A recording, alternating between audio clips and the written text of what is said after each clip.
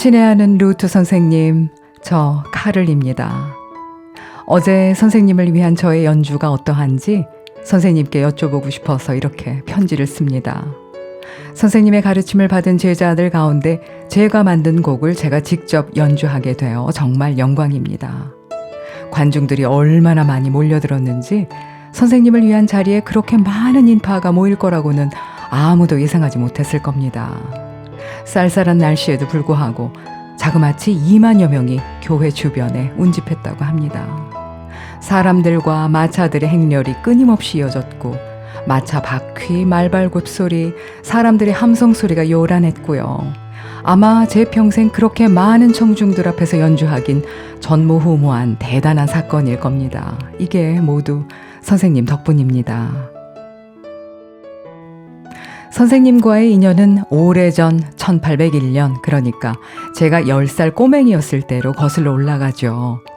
아버지의 손에 이끌려 간 곳은 선생님의 작업실이면서 동시에 레슨을 하기 위한 교습실이자 기거를 하는 방이 2개 딸린 아파트였는데요. 매우 지저분하고 정리되지 않은 산만함으로 가득했어요. 마루는 여기저기 쏟아진 물자국으로 얼룩져 있었고 낡은 피아노 위에는 먼지가 쌓인 악보들이 잔뜩 올려져 있었어요. 호두나무로 만든 탁자 위에는 공책들과 필기구들이 잉크가 말라붙은 채 어지러이 놓여 있어서 다른 어떤 걸 올려놓을 여유는 없어 보였습니다. 전날 먹다 남은 음식이 이 빠진 그릇에 눌러붙어 있었고요. 처음에는 정말 이곳이 사람이 살 수 있기나 한 건지, 또한 이렇게 정신없는 곳에서 과연 제가 피아노를 제대로 배울 수 있을지 의문이 들었답니다. 그러다가 안쪽에서 나온 선생님의 모습을 보고 저는 그만 울면서 도망칠 뻔했습니다. 집안 풍경처럼 역시 지저분한 모습에 작은 체구에다가 얼굴엔 온통 수염이 덥수룩했고 눈썹 아래 번뜩이는 푸른 눈과 부시시한 머리카락 때문에 무척 겁을 먹었었거든요. 손등에 털이 많았고 손가락 끝이 꽤 넓다는 거. 네, 맞아요. 선생님 귀를 틀어막고 있던 노르스름한 액체가 얼룩진 솜덩어리가 제 눈길을 끌었지만 선생님은 아주 다정하고 따뜻한 마음씨를 지닌 분인 걸 저는 단박 알아차렸습니다. 선생님도 저의 연주를 주의 깊게 보시더니 당장 제자로 받아주셨지요. 손가락을 제대로 사용하기 위해 피아노 건반 위에 구부린 채로 올려놓는 매우 새로운 연주법과 페달 사용법, 그리고 음과 음 사이를 끊어지지 않고 매끄럽게 연주하는 레가토 주법 등 이전에는 전혀 몰랐던 방법들을 지도해 주셨습니다. 언젠가 레슨을 받으러 댁에 갔을 때 선생님께서는 제가 온 줄도 모르고 뭔가에 열중하고 계셨습니다.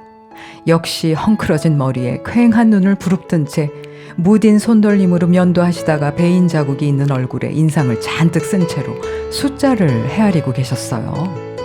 57, 58, 59, 이런 모자라. 네, 커피 원두를 세고 계셨습니다. 반드시 60알의 커피 원두를 한꺼번에 아주 작은 잔에 내려 단번에 마시는 습관이 있으시죠. 오, 얼마나 쓸까요? 아침이면 일일이 원두를 정확히 60알을 세는 게 일과셨는데 그날은 아쉽게도 딱 한 알이 모자랐습니다. 의뢰받은 곡을 완성하기 전에는 일체 외부인을 만나지도 않고 집안에만 틀어박힌 채 악보와 씨름하시는 선생님이 그날은 커피 원두를 사러 나가시대요. 겉옷에 모자를 걸쳤으나 전반적으로 엉망이시라 더 나아 보이시진 않으셨어요. 행동 또한 이상하셨으니까요.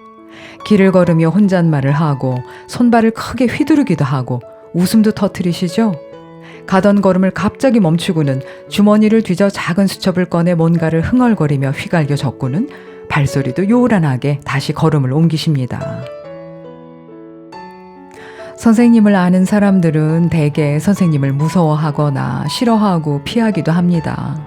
조금만 마음에 들지 않으면 독서를 퍼붓고 다시는 만나지 말 것을 다짐하기 일쑤였다가 그 다음 날이면 사과했다가 정말 종잡을 수 없는 고약한 성미 때문입니다. 그래도 선생님의 본래 성품을 알고 있는 그대로 받아주는 몇몇 너그러운 지인들 중에는 후원을 계속해 주어서 돈 걱정 없이 음악에 전념할 수 있게 도와준 귀족들도 있었고요.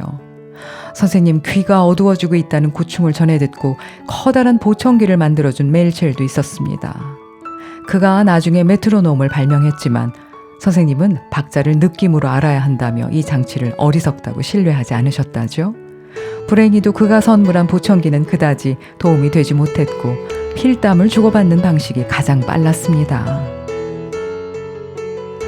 언젠가는 선생님이 피아노 줄에 막대기를 대고 그것에 얼굴을 바싹 댄 채 진동으로 음을 느껴가며 악보에 음표를 적어가시는 모습을 보고 얼마나 답답하고 절망적이실까 안타까웠습니다.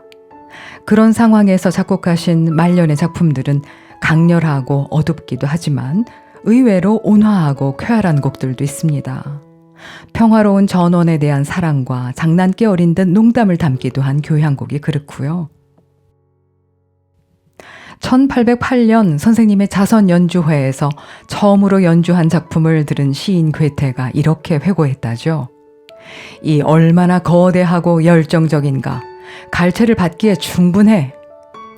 그리고 연주를 함께 들은 프랑스의 작곡가 베를리오즈는 마치 운명의 문을 두드리듯 힘차게 몰아치며 시작하는 첫 소절부터 어찌나 압도당했든지 나중에 연주회장을 나가려고 모자를 쓰려는데 본인의 머리를 찾을 수 없었다는 소감을 남겼다네요.